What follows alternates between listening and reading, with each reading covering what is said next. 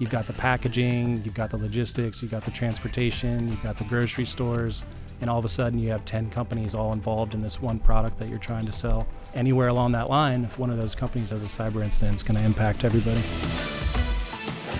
Welcome to Cyber Focus from the McCrary Institute, where we explore the people and ideas shaping and defending our digital world.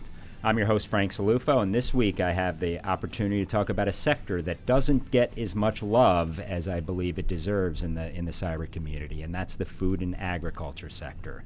And couldn't have a better guest than Jonathan Braley, who is the director of the Food and Ag-ISAC, Information Sharing and Analysis Center. I think given the theme and the topic, we want to step back and actually take a look at what the sector encompasses and entails, and then get into the threats they're facing today. So, John, thanks for joining us today. Sure thing, Frank. So I thought maybe as I sort of just teed up, to rewind a little. When we think food and ag, I think most people don't think technology. Right. They don't think cyber. Can you help shape what the landscape looks like and why cyber matters?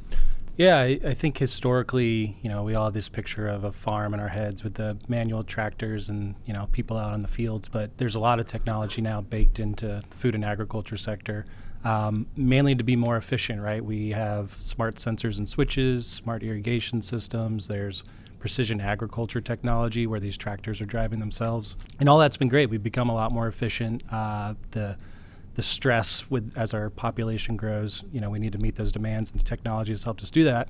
But every time you start to introduce new technology into these sectors that historically didn't have it, there's some risk associated with that, especially when you have internet connectivity and things like that. You're going to have all these new devices that are going to potentially have vulnerabilities that you're going to have to patch, that you're going to have to monitor for threats against.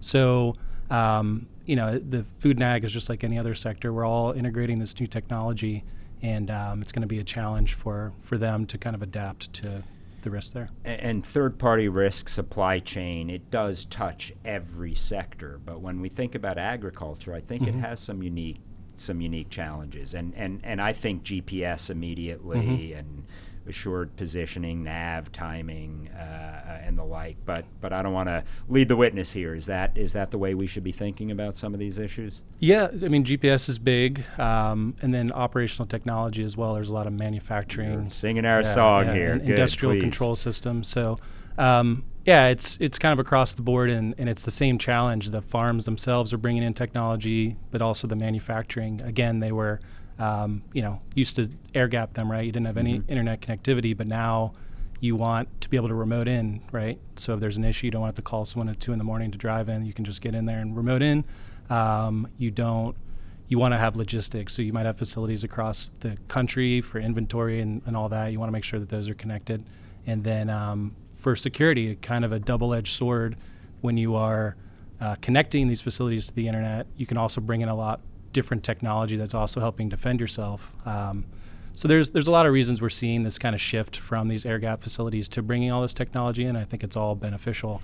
But again, we just have to be careful and make sure we understand the risks there. And these aren't only big farms, right? It's also small farms that get into this. And for transparency, at the McCrary Institute does support the food and ag sector in both research and more broadly around cyber, specifically poultry and timber and the like. But what does it mean for a small farm?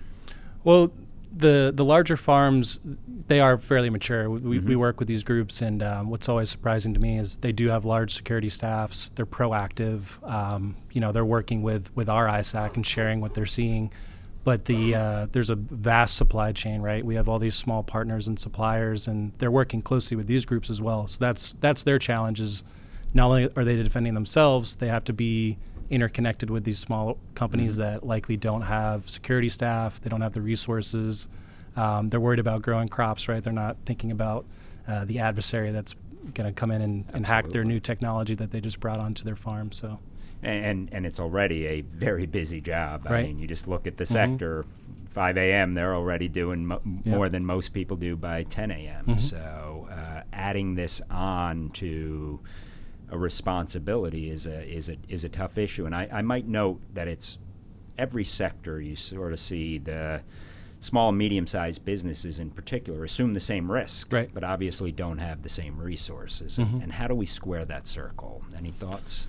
And I think that's where the ISAC comes in. Yeah, right? That's one of the things we've been doing is in our members ask us, right? Some of the more mature companies that our members are saying, how can we help the supply chain? Ways we're doing it, we do produce analytical products for free that we're trying to distribute widely. But one thing is just trying to raise awareness to the actual threats, because I think a lot of them, they don't have a way to consume that. I mean, you and I talked before that not a lot of reporting happens for the food and agriculture sector, right? The threats are there. We see the threats, and I think for them there's this gap in awareness. And what's concerning to me, and I'm sure we'll talk about ransomware in a little bit, but a lot of the cyber attacks we're seeing are opportunistic. So it's not that these adversaries are specifically going after food all the time, but it's just the nature of them using mass phishing, scanning for publicly exposed systems. They're just going to happen to come across farms. And we hear it all the time where, these small businesses will say, why would anyone take the time to attack us? We're so small. But they don't understand that they're going after everybody. If you have a vulnerable system, they're going to go in there and they're just going to cater whatever financial demands they want based on your revenue. And if you can maybe drill a little deeper on what that risk profile looks like. So you mentioned OT and industrial control systems, right, and that's potential life-death sorts of scenarios, but also IT with ransomware, and the numbers are staggering. Right. They are jumping pretty high. So if you want to maybe give a little snapshot of what that risk profile looks like. Yeah, I think ransomware, year after year, we're seeing a steady increase in it, which is definitely concerning to us. And I think it was 212 attacks against the food and agriculture last year, and this is large companies and small companies. And again, that opportunistic nature, what we're kind of seeing now, where historically we'd see the generic phishing, maybe they're going after a vulnerability that's popular. Now we're seeing them, as soon as a critical vulnerability comes out, they all kind of jump on the same vulnerability. We see the exploitation start. We see the proof of concepts where people design the actual exploit get posted online. And then we see all these ransomware groups kind of run through the different victims that didn't take the time to patch. So for a mature company, they're going to know about it. They're going to see the report. But for a small company, they might not even be aware that they have a vulnerable product, right? So there's going to be this large gap in time where, unless the vendor's telling them or their larger suppliers saying, hey, if you're using this, you need to patch it, then it might not happen until they have a cyber incident.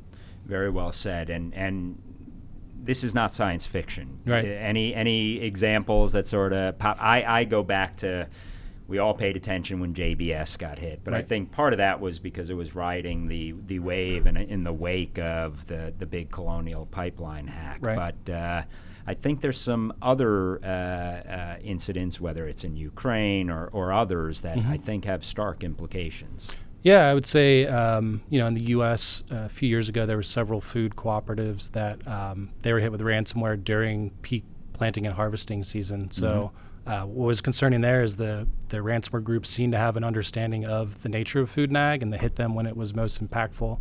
So that was eye-opening. And then your point on Ukraine, we could probably look at the John Deere tractor situation. Yeah, that was a pretty big deal, yes? Yeah, so in that case, Ukraine's being bombarded by Russia. We've seen GPS go out, so we already know that region where they're relying on things like precision agriculture, they haven't been able to. They've had to revert back to these manual operations.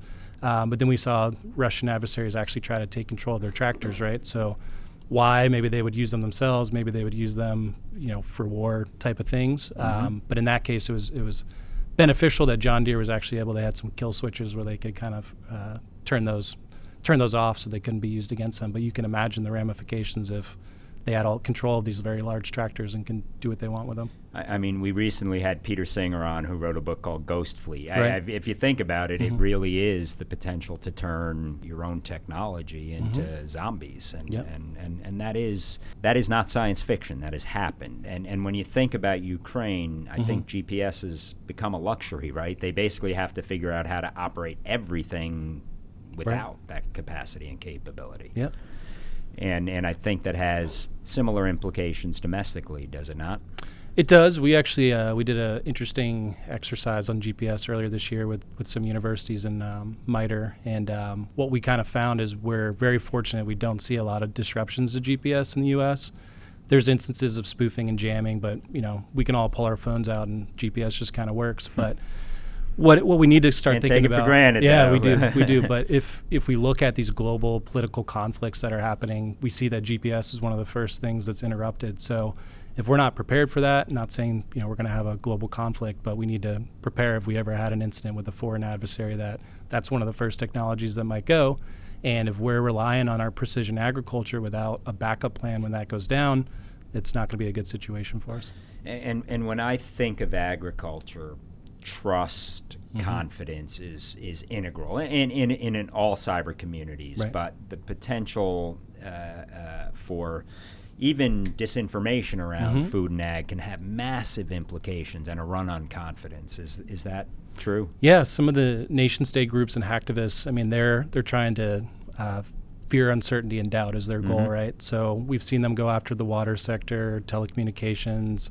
Not a big stretch to think that they wouldn't go after food, right? If they're trying to make our government look bad or make us insecure about our own food, that would be definitely within their goal set. So I could see food being targeted as a means to cause a massive U.S. disruption, but also cause fear that and panic. Yeah, the panic. Yeah. And the food supply, it just in time is becoming a bigger and bigger and bigger issue in agriculture, which is great from an efficiency standpoint, but it also is a potential single point failure or something we need to be thinking about. Yeah, right? it's definitely a double-edged sword. We don't want to waste food, right? So you're creating this food at the level that it's being consumed, and that's just the nature of it for profitability, but also without having the waste, and that also makes it fragile, to your point. And it's not like, I work with the IT sector as well. They have products that just last, right? These are perishable things. And because it's delivered in that just-in-time nature,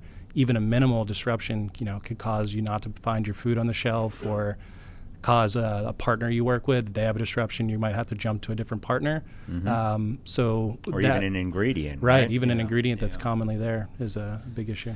And I just think that the elasticity, and this is, again, every sector faces that just in time, right. and for good reason. We want to be efficient, but we also need to recognize the potential consequences.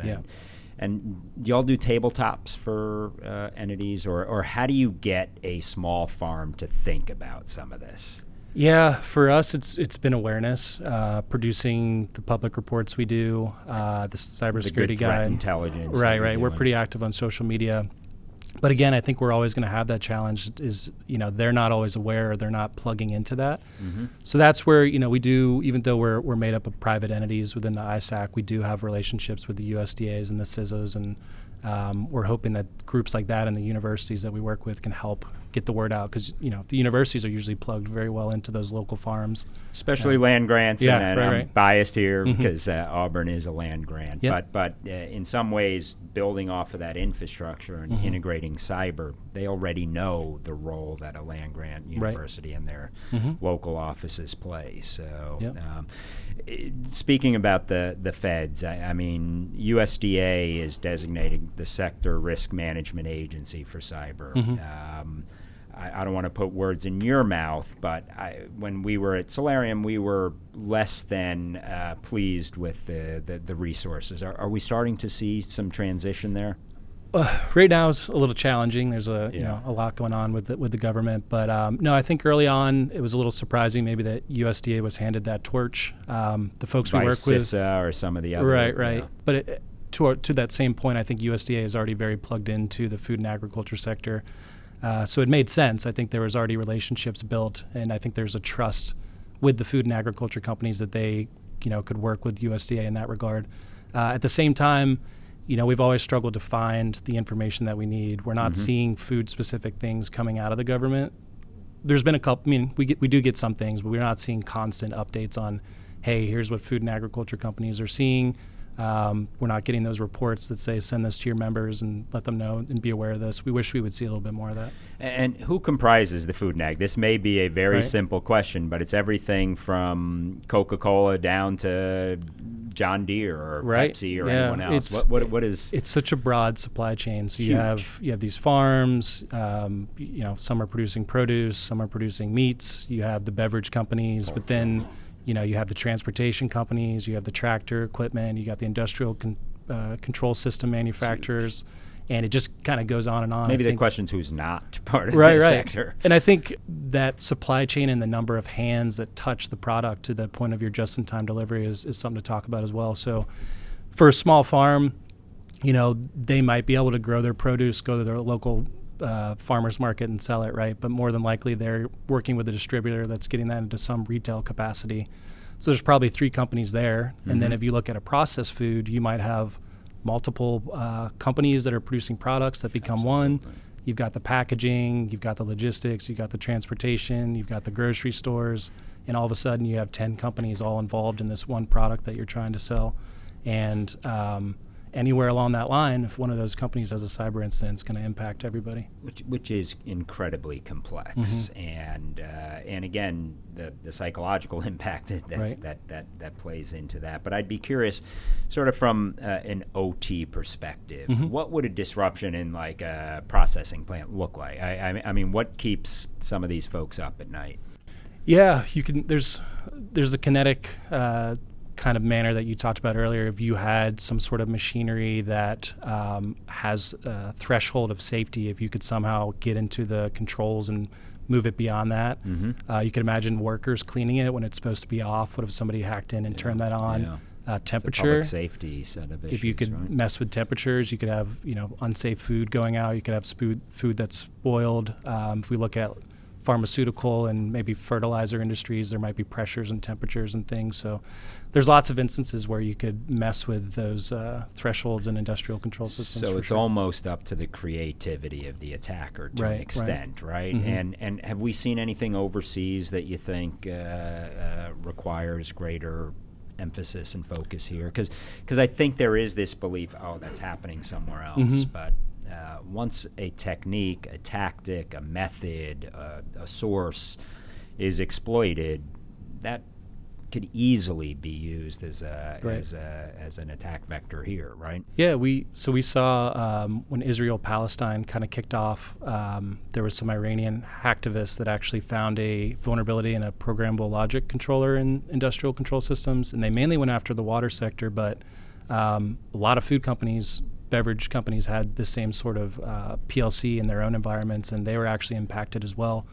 So it has happened here, and then we've seen overseas, Israel had their smart irrigation systems impacted one time. So a lot of what we talk about it was theoretical. We were kind of looking at a worst case scenario. What if water in the Middle East is a big deal, or if you turn on all the irrigation systems in the middle of the night and flooded a field, that's concerning. And while it was theoretical, we're starting to now see that these are happening. We have some examples of it actually being the case. And how about UAS? Because I mean, when you think of drones and the role that they're playing in terms of crops, that's also become mainstay, right? It's not one or two. This is pretty. I've been to small farms at universities recently, and they're co-locating some of their research with UAS and the like. So same thing with the GPS. Drones rely on that, but also drones are used for dropping fertilizers and pesticides now all the time. And there's a lot of data on these drones. You can think of just looking at an adversary. Don't use a DJI drone. I won't. In there for what it's worth.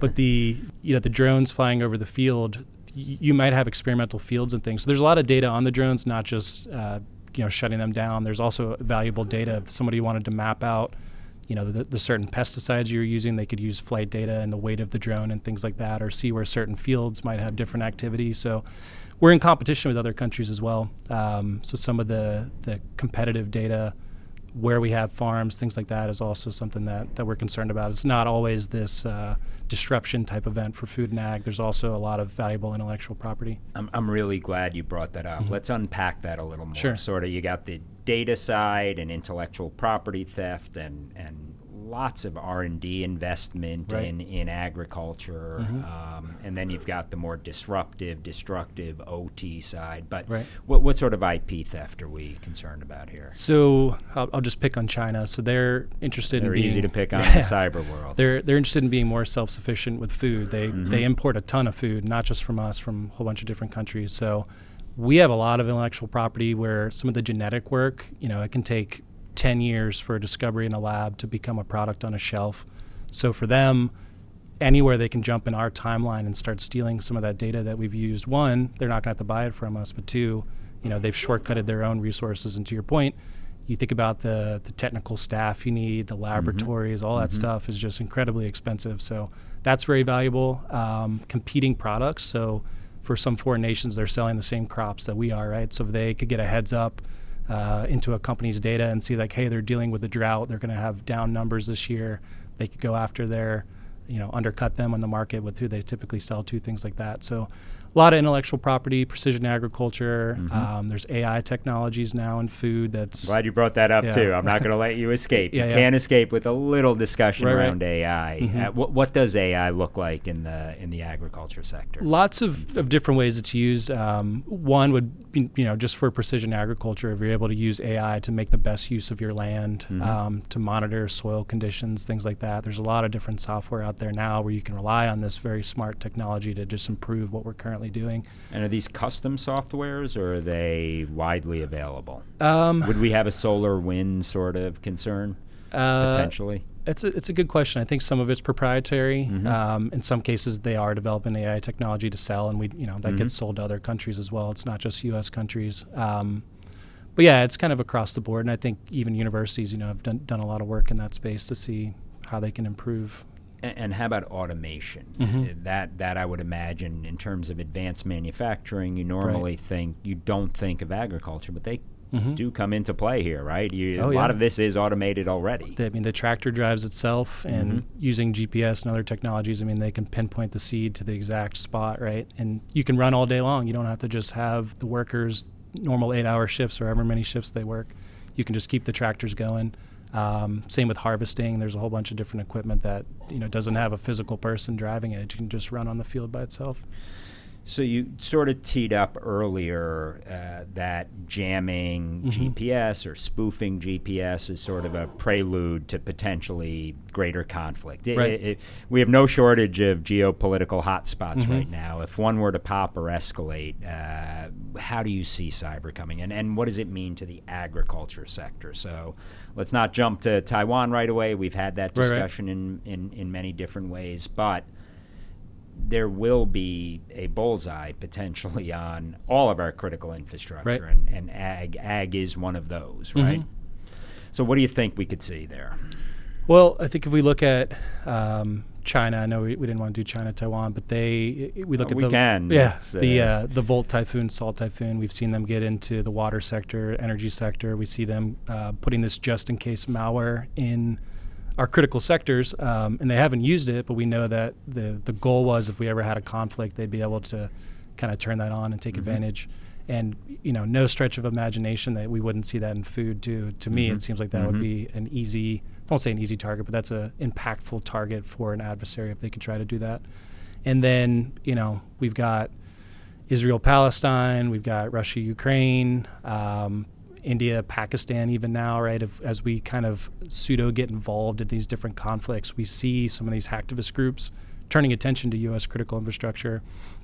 And there's kind of a blurry line between nation state and hacktivists now. Who's the puppet, who's the master? Right, it's not right. always easy to discern. The targeting, sometimes it's like, are they following directions of the nation state, or is there actually some involvement? So that's the whole issue around proxies is something we've covered here in previous episodes, but it is getting difficult to discern, and the cohabitation, and sometimes you can peel that off too. I'm not sure we're smart enough to delineate that just yet. But John, if there were one, and this is an unfair question, but if there were one thing, whether from government, from industry, from the general public, if there were one thing we can do to make the greatest difference in terms of elevating our posture in the ag sector, what would that be? Yeah, we really subscribe to risk-informed defense. So kind of our mindset is the better that we can share. So the private sector sharing, the government sharing, us sharing with ourselves, that's how you really understand the risk, right? It's not good to look at one incident and try to figure out what happens. We want to see what is happening right now. So we're not just guessing at what the next threat is. The more we can share with each other, I think we have a better chance of protecting ourselves. And then, things like CISA 2015. I don't know if you follow that at all, but that had a lot of protections for sharing. So that's something that we've been paying close attention to, and we hope that continues, right, so that we can have the, antitrust protections and the information sharing, so that when you do have an incident, one of the biggest challenges we have is members want to share it, but general counsel is saying we don't want we don't want it to to come back and bite us. And we see that in every sector. There's the CISOs and the CIOs, CISOs, CSOs, by and large, they want to lean forward, but often counsel say, think twice about this. We've been able to kind of work around that just by anonymizing it, so they can share with us, hey, here's some indicators, let everybody else know. We don't really say who shared them. It's still beneficial. Hey, John, what questions didn't I ask that I should have? You covered a lot of ground here, but I guess I'll just mention that to me, ransomware is probably my most concerning threat to the sector right now. Thank you for bringing that up. We jumped beyond the ransomware. No worries, discussion. but it's so we did an exercise last year. We looked at all the different adversaries that had historically targeted the food and ag, and about 50% of them were ransomware groups. So not specific attacks, but the actual actors were majority ransomware. And I think it's the opportunistic nature. To your point, we don't see a lot of reporting on food and ag threats, but I also think we've been a little lucky where adversaries aren't always focused on food and ag. But I think the opportunistic nature is a concern for me, because it's just going to happen to get food and agriculture companies. And it's going to be hard. So critical, not only to our economy, but to our public safety too, right? But the seizing of production is huge, right? I mean, the incentive for a food company to pay that ransom is going to be higher than other sectors even.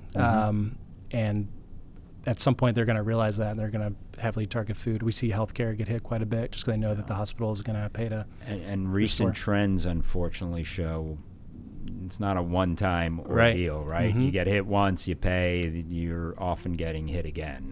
If you don't figure out the hole where they came in, they sometimes come back in. Come back right in. Different name or same name. We've seen all sorts of things. And not always get either your information back, or even if it's an OT set of issues, your system's back up and running. Hey, John, you gave us so much to think about. Sure. Thank you for your hard work on an underappreciated sector in this space. I'm glad that you're out there fighting the good fight, and thanks for joining us today, and keep fighting that good fight. Awesome. So thank you. I appreciate it. Thanks. Appreciate it. Thank you. Yep. Thank you for joining us for this episode of Cyber Focus. If you liked what you heard, please consider subscribing. Your ratings and reviews help us reach more listeners. Drop us a line if you have any ideas in terms of topics, themes, or individuals you'd like for us to host. Until next time, stay safe, stay informed, and stay curious.